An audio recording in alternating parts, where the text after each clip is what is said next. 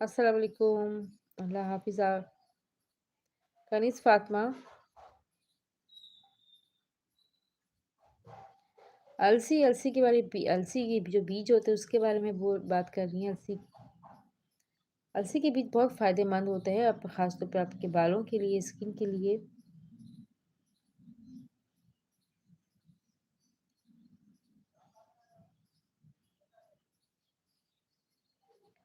शपथ लेनी चाहिए, साबित से पीस के प्लीज़। तो आप किस चीज़ के लिए, अगर स्किन के लिए, बालों के लिए बहुत मुफ़ीद है, लगाने के लिए यूज़ कर रही हैं तो अलसी के पानी को बॉयल कर लें, उससे जो अलसी के बीज से जो लेस बनता है फिर वो अपने बालों में लगाएँ और फिर वही अपनी स्किन में लगाएँ।